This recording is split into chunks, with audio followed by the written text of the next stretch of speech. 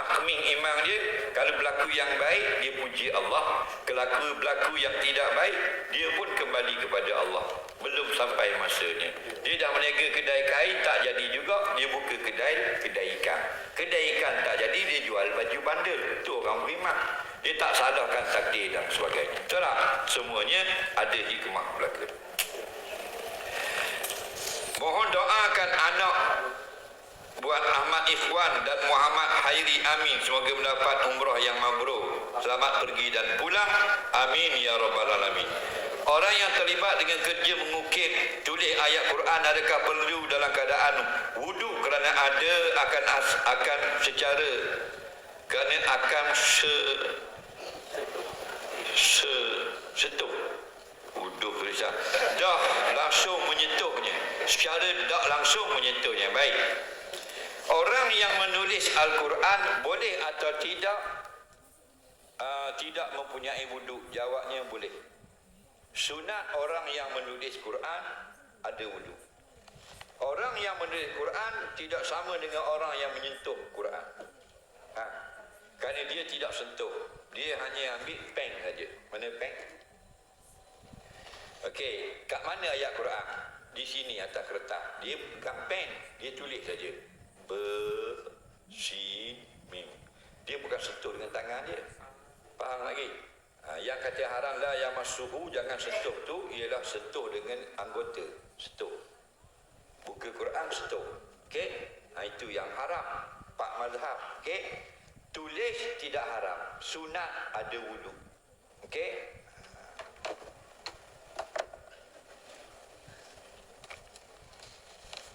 Mengulangi hafalan Quran yang betul macam mana? Macam-macam ada cara. Lebih dari 12 cara ulang.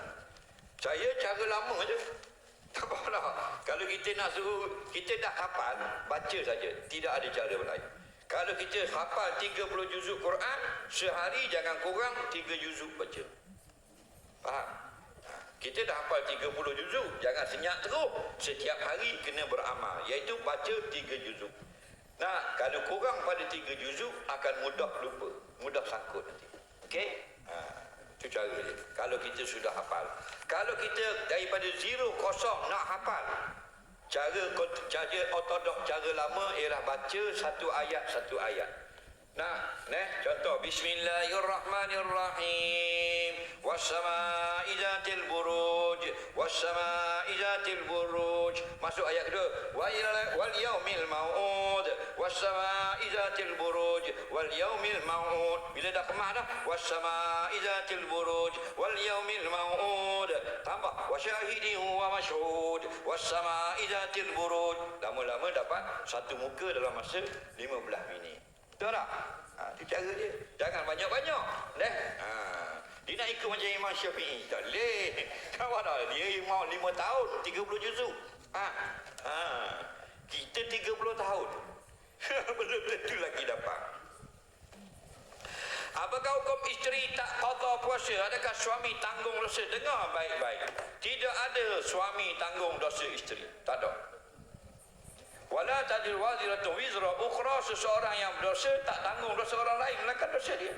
Tetapi jika suami yang menyuruh berbuat dosa, maka suami juga dapat dosa. Suami dia kata malam ni tak payah pakai tudung sekali sebab dinner dengan menteri-menteri. Nampak? Jadi ada menteri yang tak pakai tudung, jadi you tak payah pakai tudung kali malam ni. Jadi bini dia pun keluar tak bertudung, nampak rambut. Bini dia berdosa tak? Berdosa. Pada apa? Mendedahkan aurat. Suami dosa juga. Suami yang suruh. Lagi lagu keadaan mana suami berdosa juga? Suami melihat isteri tidak bertudung keluar daripada rumah dan suami tidak larang. Bila tidak larang, dia bertanggung juga. Isteri berdosa kerana dedah aurat. Suami berdosa kerana biarkan orang ataupun isterinya melakukan derhaka kepada Allah. Jelas lagi? Jadi kita nak bini ramai, kau banyak mu tanggung lagi. Kau bini sekor pun dah tanggung dosa bertambung-tambung. Nah, lepas tu kena suruh. Tengok bini pakai luar ketat, dah boleh keluar rumah. Keluar ketat pakai dalam rumah. Nak keluar rumah, longgar. Jadi ramai jadi kau ketak dulu ni. Nah, ramai dah keluar ketak. Jogging pun makin ingat dulu, longgar sekejap, ni nampak ketak balik. Bukit Besar ni ramai dah ketak mula. Nah, jogging, walaupun tak jauh tak berlari, jalan je, tapi pakaian dia ketak. Tahu tak? Cuk siok tengok ke belakang. Dia naik bukit kan? 30 darjah naik. Memang orang lelaki belakang, puan depan. Naik gitu pula. Kalau orang umur 17, apa punggung besar ni? Punggung jangan saya masuk, suami tu. Faham? Nah, gedepong. Kenyang gitu. Dah, berdosa. Deh, pakai longgar-longgar lah. Saya buat tahlil 100 hari kerana kematian suami. Saya naikkan tetamu, adakah berdosa? Baik. Dia tahlil kerana mati suami dia. Berdosa ke tak? Tak lah dah tahlil. Apa berdosa pula? Faham lagi? Tahlil ni apa? Tahlil ni ada dua bab. Satu dalam bab cerai. Satu dalam bab zikir. Dalam bab cerai, tahlil ni maknanya menghalalkan isteri yang sudah dicerai talak 3. Tahlil tau. Kita akan jumpa babu tahlil. Faham? Tapi tahlil tu talak makan. Itu isteri dia cerai talak 3. Faham? Nak dapat halalkan balik, dikahwinkan dengan kawan dia. Itu bab tahlil. Faham? Itu lain tu. Tahlil yang mul buat ni, tahlil zikir. Okey? Kita sebut la ilaha illallah. Nampak? Hukumnya sunat. Apa sunat? Bila kita berzikir. Wajib tak kita buat tahlil kalau ada orang mati? Tidak wajib. Siapa kata wajib? Salah. Nampak lagi? Jadi kalau apa yang nak buat, silakan. Kerana benda itu tidak salah dan dapat pahala dengan sebab berzikir. Faham lagi? Dan siapa yang tidak tahlil, tidak salah kerana bukan wajib. Yang wajib bila kematian 4 perkara saja: mandi mayat, kapan mayat, semayang mayat, tanam mayat. Lain pada itu, ada yang sunat, ada yang harus, ada yang bid'ah, ada yang haram. Nak tahu apa beza? Belajar. Nampak? Kena belajar. Ketika tanam mayat ada yang wajib, ada tak? Mana yang wajib kalau tanam mayat? Kena tanam sekira-kira tidak laku digali lagi oleh binatang. Wajib. Jangan tanam 2 kaki, dia mayat tu pikuk tanam. Faham lagi? Dia anjing esok tinggal sekerak mayat. Faham? Wajib, dia kata lubang itu dalam, sekira-kira bila dikambus, binatang tak mampu gali. Wajib. Nah, apa yang sunat? Apa lagi yang wajib? Menghadapkan mayat ke arah kiblat. Betul tak? Apa yang sunat? Didoakan ke atas mayat selepas daripada tanam. Kan sunat, kan wajib. Apa yang harus? Diletakkan nama di atas batu nisan untuk memudahkan orang datang ziarah. Nampak tak? Kalau tak ada nama, dia duduk-duduk baca dah kubur JKK. Faham lagi? Salah kubur dah. Jadi letak nama pada nesak ayah kita, Abdullah bin Ismail. Harus. Faham? Itu harus. Apa yang haram? Dibuatkan binaan, masuk mozaik, masuk dengan benda pasang tai lawa-lawa. Pokoknya haram. Kerana tanah tu tanah wakaf. Okey? Soalan seterusnya, apakah amalan yang perlu dibuat? Daripada sekecil-kecil amalan sampai sebesar-besar amalan. Oh, bagus soalan ini. Nak jawab ni 2 jam boleh ceramah kalau ikut soalan. Cuma gini nak pesan, dengar baik-baik. Bulan Ramadan bukan bulan beribadah.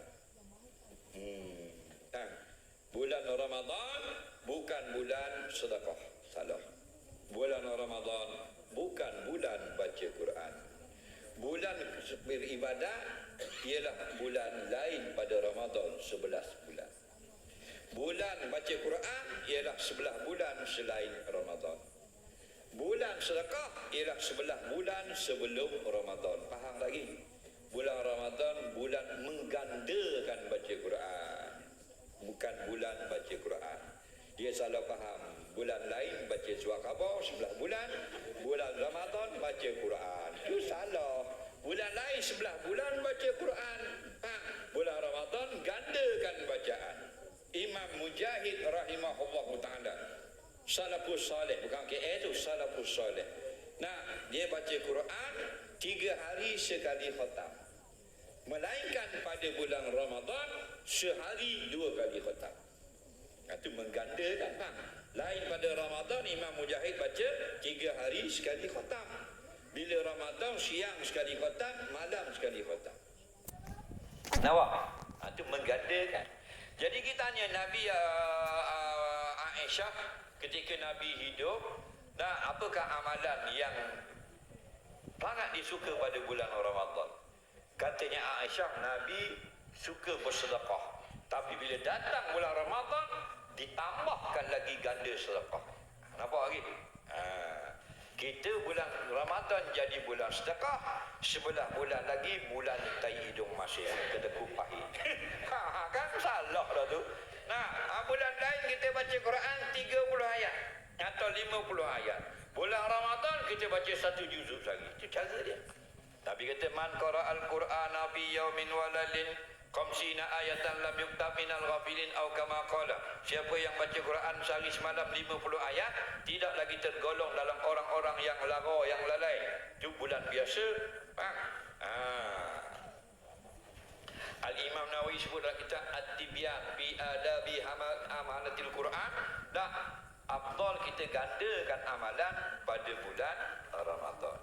Soalan seterusnya, saya ada dengar bila masuk waktu kita digalakkan berbarui wuduk, tapi kalau wuduk ada lagi boleh ke?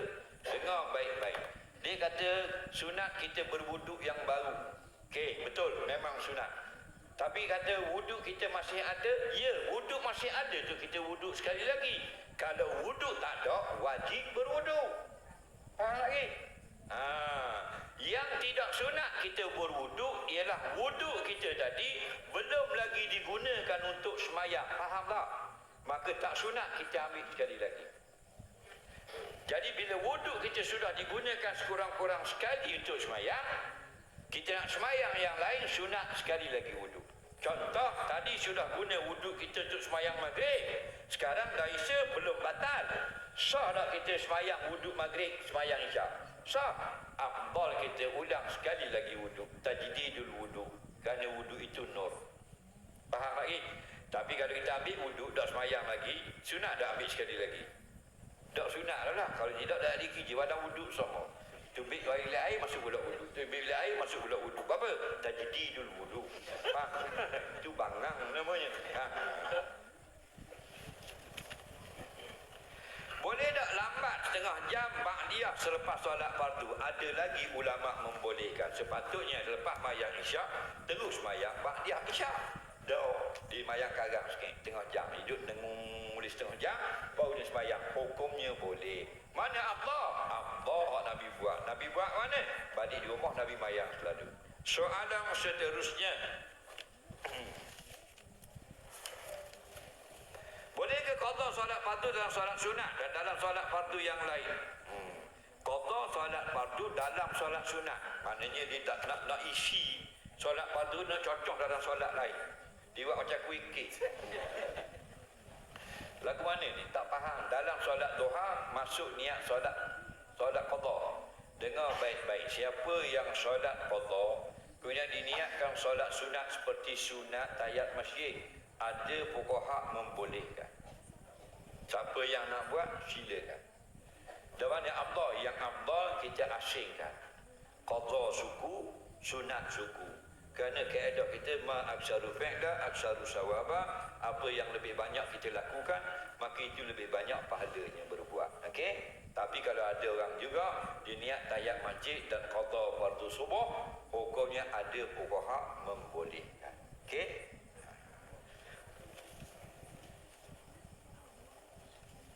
Cara terbaik menegur kawan kita yang berbuat perkara yang haram. Cara terbaik. Mu biasa dah cakap dengan dia. Biasa cakap, kau boleh lah.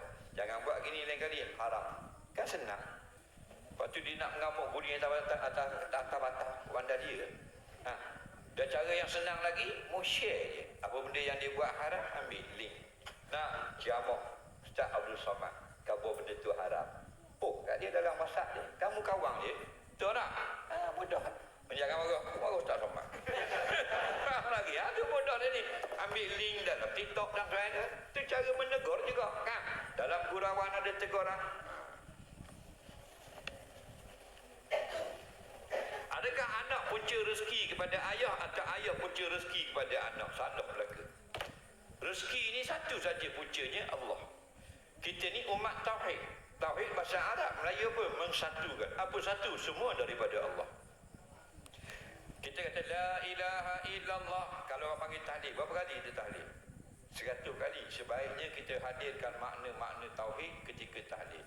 La ilaha illallah, tiada Tuhan selain Allah. La ilaha illallah, tiada beri rezeki selain Allah. La ilaha illallah, tiada menghidup selain Allah. La ilaha illallah, tiada menjadi selain Allah.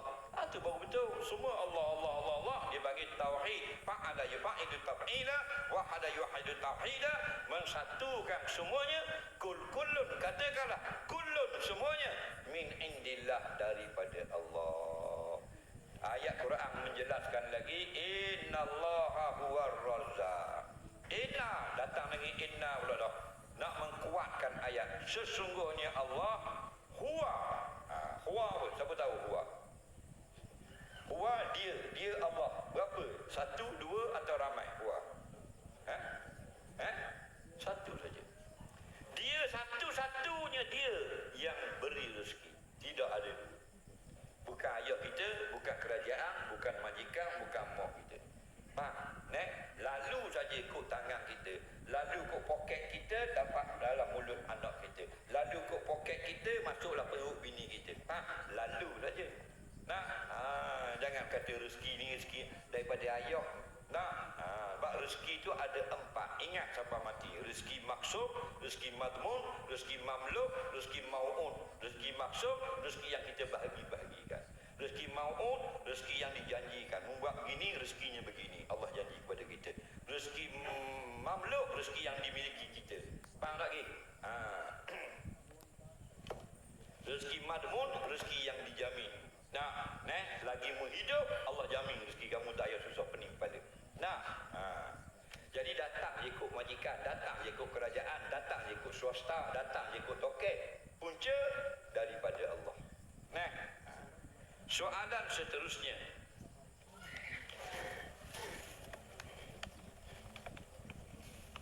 Betul ke haram kita solat sunat kalau ada lagi solat fardu? Betul. Ada fuqaha berpendapat seperti itu. Itulah pendapat yang masyhur. Okey? Kerana apa? Kerana bila kita berhutang, hutang itu wajib. Dan yang sunat itu sunat. Mana kita nak dulu sedekah dengan hutang? Hutanglah bayar dulu. Kerana hutang bayar hutang itu wajib. Jadi itulah pendapat masyhur fuqaha. Siapa yang ada hutang solat fardu, haram dia solat yang lain yang tidak wajib. Tapi satu lagi pendapat yang boleh kita ikut, boleh kita buat yang sunat. Asalkan sambil-sambil kita buat juga qada yang wajib. Macam bayar hutang. Nabi kata, kalau kita nak bayar hutang, kita hutang ke orang RM100. Hari ni nak pergi bayar kan. Hari ni janji bayar hutang. Sunat kita bayar lebih. Itu sunnah. Kalau tuan yang hutang tu minta lebih, itu haram, itu riba. Tuan hutang kata nak pinjam 100 boleh, bayar 115. Haram. Itu haram. Tuan hutang yang minta. Nabi kata bukan tuan hutang yang minta, kita yang berhutang yang beri hadiah lebih. Kita hutang 100, kita bayar 110. Faham lagi? 100 itu wajib, 10 itu sunat. Tapi kalau kita bayar yang 100, beri yang 10 saja. Baru tak tuan? Begitulah Allah. Hak wajib tak bayar. Hak sunat bertambung-tambung. Mana hak wajib? Soalan seterusnya. Dia 6, saya mencuri barang kawan saya. Macam mana saya nak ganti balik jika sudah cari tapi tak jumpa-jumpa? Kata ulama, wajib bertaubat, beristighfar dan wajib cari tuan barang sampai jumpa atau sampai putus asa dah dari jumpa, sama ada tuan barang atau warisnya. Pada adat dah jumpa dah, barulah boleh kita sedekah nilai barang yang dicuri. Atau nilai RM10. Memang budak-budak lu kan masuk kedai, kedai pula kedai apa? Oh, curi bunga api tembok pula kedai. Pergi beli askrinya 2 batang. Ada bunga api lah labu, biar pula pecah. Ni cucu tembok kedai tu juga bahasa tu. Jadi kita pun dah ingat RM10 tak jumpa dah tuang, wari pun tak ada, bubur dah tabung surau. Dalam hati, inilah pembayaran hutangku kepada si fulan. Ya Allah, jadikan tuang hutang ini, halalkan perbuatanku ini di akhirat sana. Kena kata gitu, kata Imam Ghazali. Soalan seterusnya, apakah hukum cukur bulu kening? Nampak? Cukur bulu kening. Dia puas dah pakai bulu kening. Dia nak jadi macam ikan kala. Ikan kala ada bulu kening. Hukumnya tengok ada apa tujuan. Tujuannya berubah, hukumnya harus. Kening dia itu jadi penyakit kulit. Jadi nak bersih, nak letak obat, dia kena cukur keningnya. Harus. Bila berubat, harus. Dah saja-saja cukur kening, pasal nak buat lukis halus bagi nampak seksi lagi. Hukumnya dosa besar. Kerana Nabi kata, la'anallahu namisat wal mutanammisat. Allah Ta'ala melaknat perempuan yang mencukur kening ataupun minta dicukur keningnya. Dua cara cukur kening yang haram. Yang pertama, cukur semua sampai botak, lepas tu beli pen kalang kat workshop, toreh ke dia buat color. Haram, kena laknat.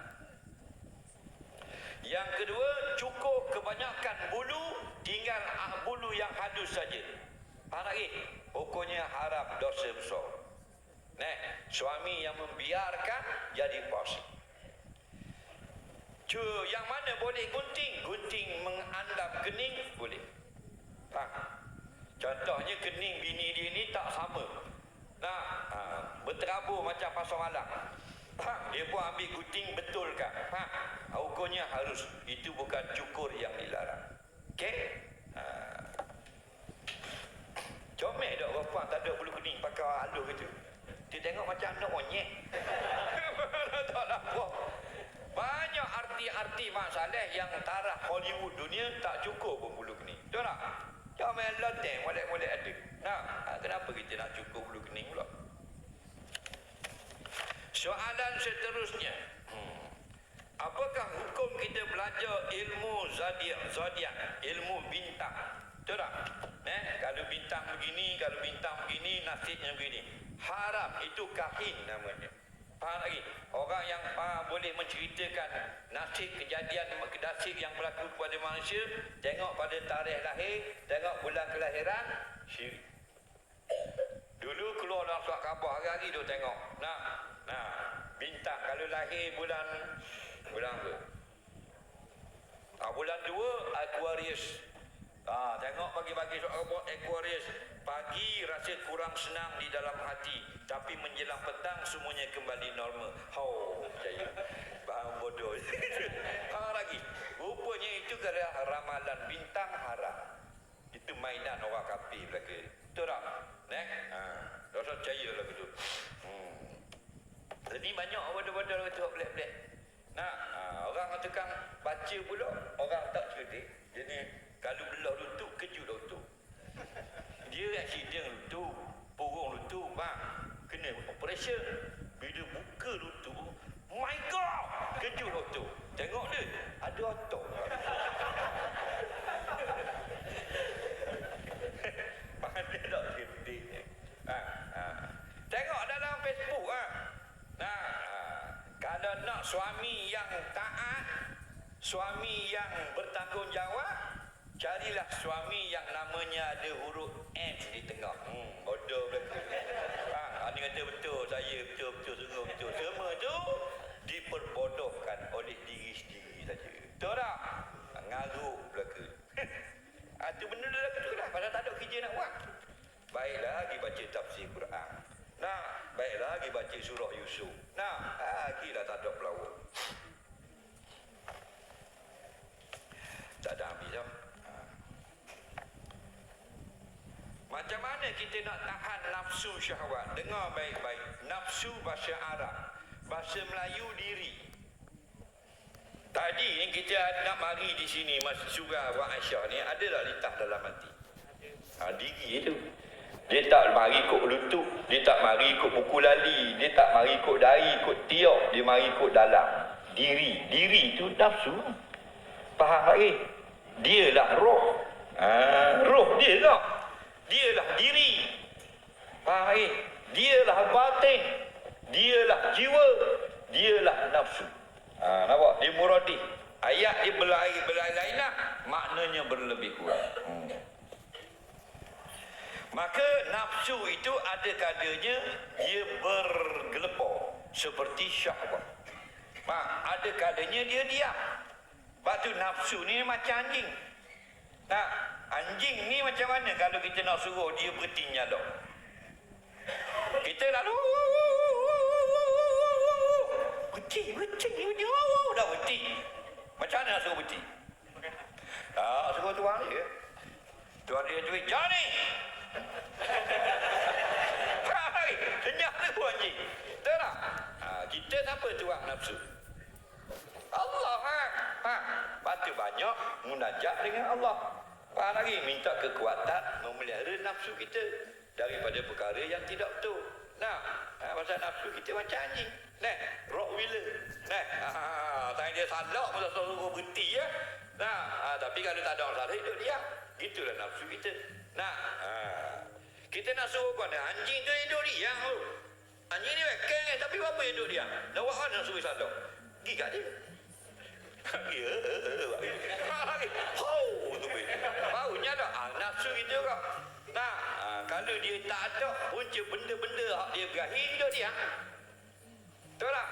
Tapi kalau ajak pada benda dia berakhir gelepar lah tu.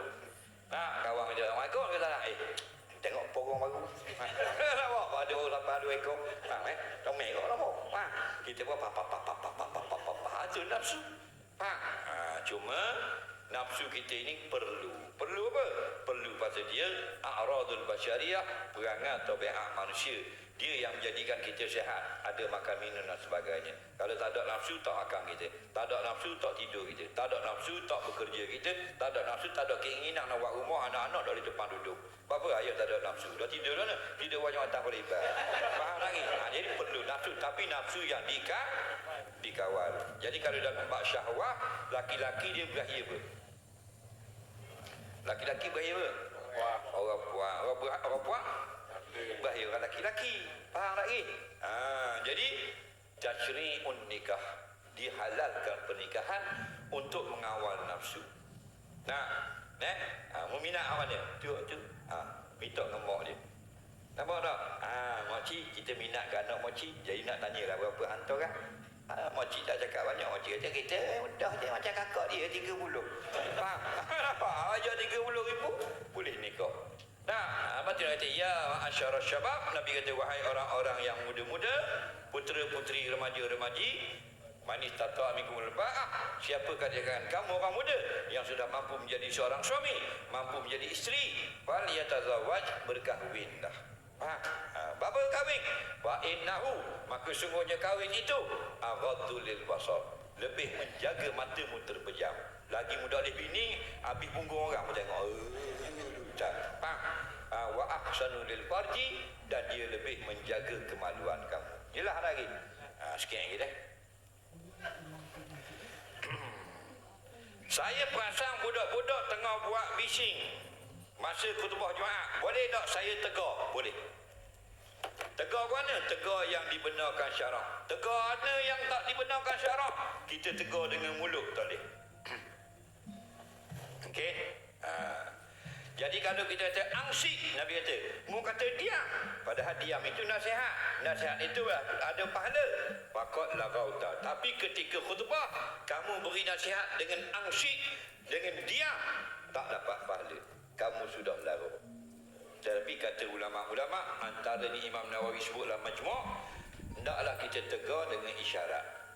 Faham lagi? Sebab tu tengok setengah masjid di Pantai Barat, dia ada orang yang jaga ketika khutbah. Budak-budak belakang dia akan pusing ronda, dia akan bawa otak. Panjang ini otak.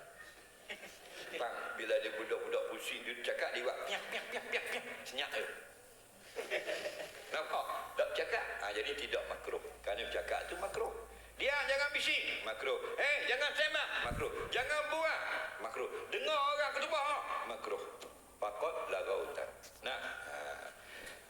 Dah kita guna rotan? Tak lah, maknanya guna bahasa isyarat, kata Imam Nawawi. Bahasa isyarat mana? Bahasa isyarat ada 400, 380 lebih penggunaan bahasa isyarat.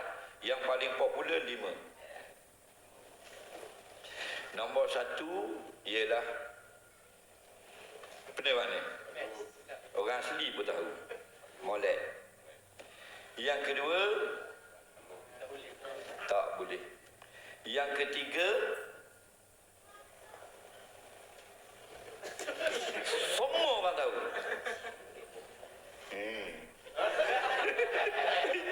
Kenapa? Tak cakap orang tahu tak? Tahu. Yang keempat, ni ketika khutbah. Faham tak mana? Jadi kita budak-budak cakap belakang, kita pusing. Budak-budak kerti tak? Kerti. Yang keempat, dah dengar, dah jadi apa juga? Yang kelima. Itu isyarat, okey? Jelas tu.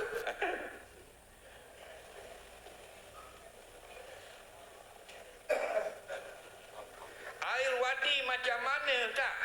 Kita nak tahu mana kalau keluar dari kemaluan saya air wadi, wari kemaluan. Siapa gitu semua tanya. Sebab tu kena belajar. Takkan nak tunjuk orang pula. Ni air benda, ni air benda, ni air benda. Belajar. Bila kita dah belajar, nanti keluar kita tahu.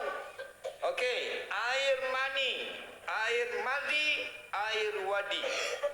Air wadi ni nak kenal dia, dia pekat. Dia jenis pekat. Yang kedua, sifatnya keruh. Dia tidak jernih. Okey? Kerana yang cair dan jernih itu air mazi. Air wadi pekat dan keruh. Dan yang ketiga mudah kita kenal, dia keluar 2 keadaan saja. Pertama, selepas kencing. Bukan semua orang, sebahagian orang. Habis dah air kencing, dia pun keluar. Air wadi. Keadaan yang kedua, ketika mengangkat barang yang sangat berat. Kalau berat biasa-biasa, tak keluar. Sangat berat, diangkat juga. Keluar air pekat yang keruh melalui kemaluan, air wadi. Faham lagi? Jadi senang. Tak payah tunjuk orang. Ni gambar-gambar atau gambar ke ustaz. Lugar tadi. Soalan terakhir hal lain ni tak lain jawab. Tak danglah. Apakah hukum bunuh ular? Jawabnya, jika ular yang berbisa, sunat bunuh. Kerana dia termasuk binatang yang tidak dihormati syarak. Dengar baik-baik, binatang dalam dunia ini ada 2. Dalam kitabul hayawan. Pertama dia panggil hayawanu muhtaram, yang kedua hayawanu ghairu muhtaram. Hayawan muhtaram, hayawan yang dihormati syarak. Apa makna hayawan dia hormati syarak? Hayawan yang haram dibunuh, melainkan dia memudaratkan kita. Okey? Yang kedua, hayawan ghairu muhtaram, hayawan yang tidak dimuliakan syarak. Apa makna? Haiwan yang disuruh bunuh oleh agama. Apa tu? Banyak jenis. Antaranya ialah kala dan ular. Nabi kata bunuhlah kala dan ular walaupun di dalam solat. Jadi sahabat Nabi tengah semayang jadi imam, datanglah kala dan dipukulnya ketika solat. Dalam mazhab Syafi'i, jangan pukulan itu 3 kali berturut-turut boleh membatalkan solat. Sekali katok itu sudah memadai, tak batal solat. Jadi maknanya kalau dah disuruh bunuh oleh agama, tak usah kata luar solat, dalam solat pun dibenarkan oleh Nabi. Kenapa disuruh bunuh? Kerana memudaratkan orang. Apa dia? Bisa dia. Nampak? Siapa pernah kena ketik scorpion? Color jeki. Siapa pernah? Ha. Kalau nak tahu sakit tak sakit, ambil sekor option tu, buat dalam luar dalam. Apa lagi? Ha, nampak? Rak, syuting.